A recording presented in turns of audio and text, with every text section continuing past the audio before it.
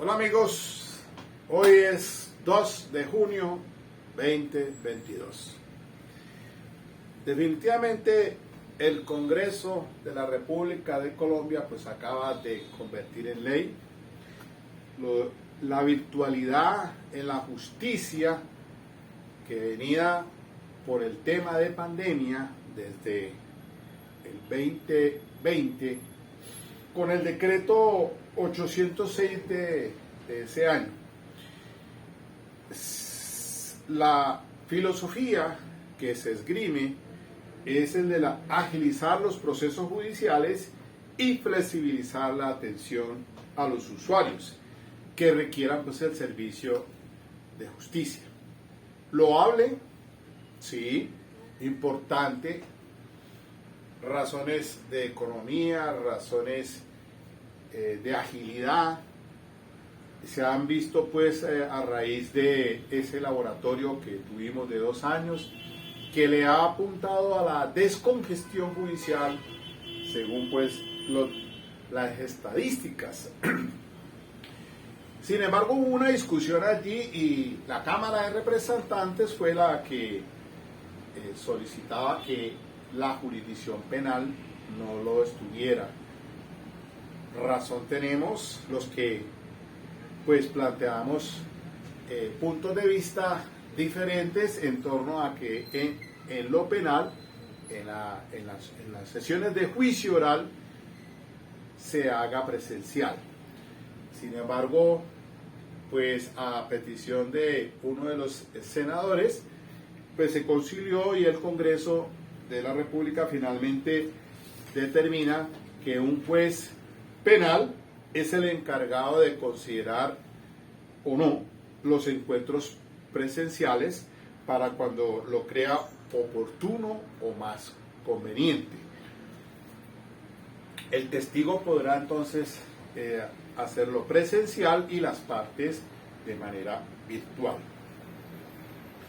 A solicitud de las partes sin necesidad de que se tenga que argumentar los motivos, sencillamente entonces el juez es el que tiene la última palabra de oficio para si toma la decisión entonces de que se escuche ese testigo de manera presencial.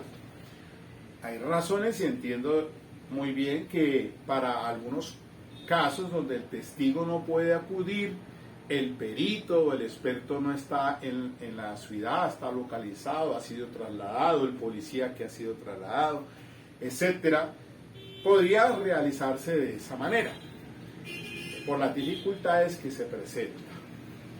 Siempre he estado en oposición porque pues el sistema procesal nuestro, la ley 906 de 2004, pues con la reforma del artículo 250 constitucional que le diera paso y la entrada a ese sistema de tendencia acusatorio, pues se rige por los principios pues de inmediación, de publicidad, de contradicción y esencialmente el de confrontación, el cara a cara, el face to face, como dicen los americanos, porque el juez debe evaluar los gestos de esa persona que tiene allí en su presencia para determinar si está diciendo la verdad o no.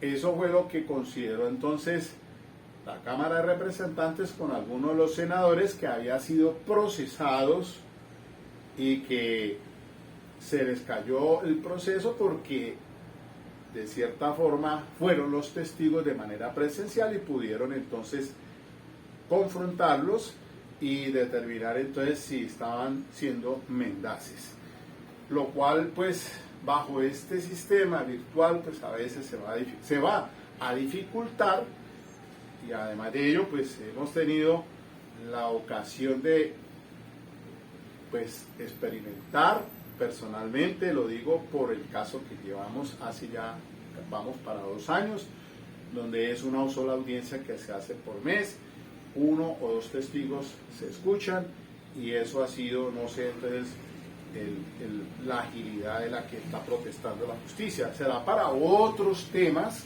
para otros asuntos, para lo civil, para lo laboral, bueno, donde no existe esa dinámica como en los penales, donde se requiere pues tener allí de manera presencial a ese testigo para determinar las circunstancias que estoy pues manifestando. Entonces, sin embargo, pues ya es ley y tenemos que entonces ajustarnos a ella y esperar entonces a ver cómo se dan esos procesos en lo penal.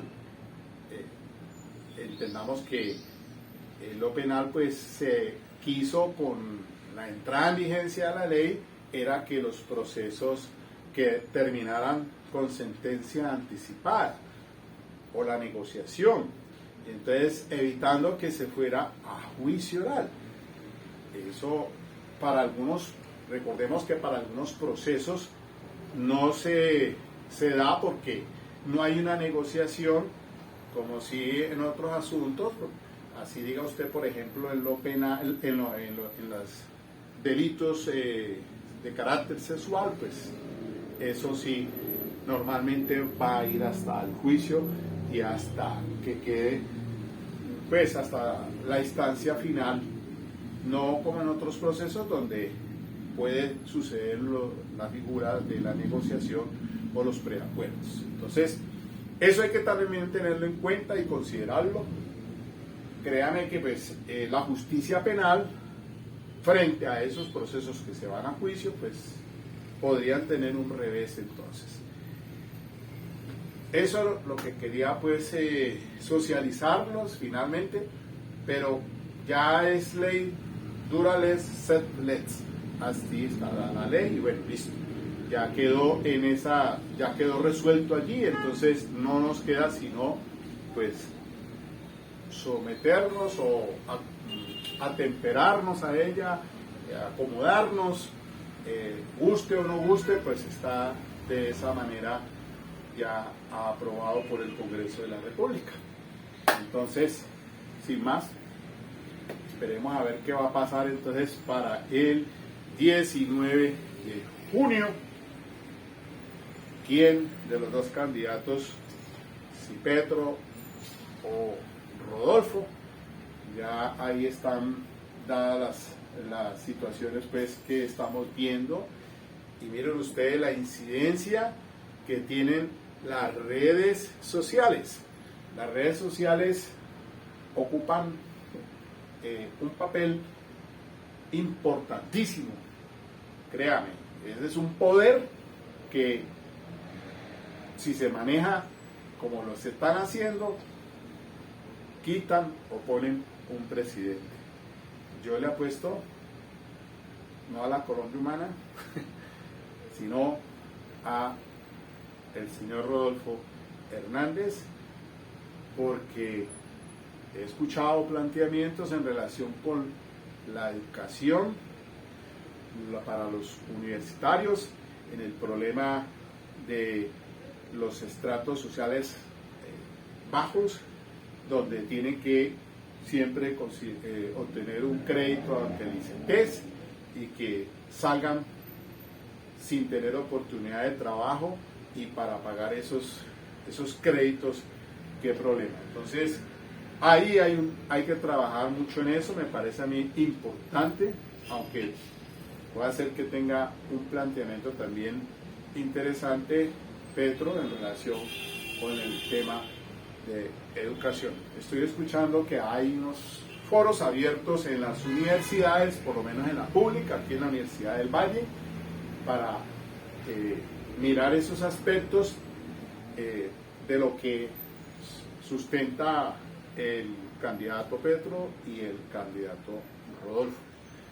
Y así entonces, pues votar por el que más convenga, el que sea de su preferencia, respetando las opiniones de todos, porque todos no pensamos igual, pero que entonces se vote a conciencia, de acuerdo pues al análisis que se pueda hacer a esas propuestas.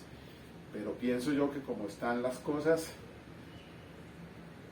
está más canalizado a llegar a ser presidente el ingeniero Rodolfo Hernández. Esperemos que esto necesita un cambio sustancial en Colombia, sobre todo con esa política de anticorrupción. Miren ustedes lo que les decía en días pasados sobre ese tema del cartel de la toga y todo lo que hemos escuchado en la rama judicial. Y si con la entrada en vigencia ahora de esa ley virtual, pues por lo menos se ataca el tema de la corrupción, porque ya, pues por lo menos para llegar a esos jueces corruptos va a ser más difícil enredar un proceso, entonces pues bienvenido sea. ¿Ok? Chao pues.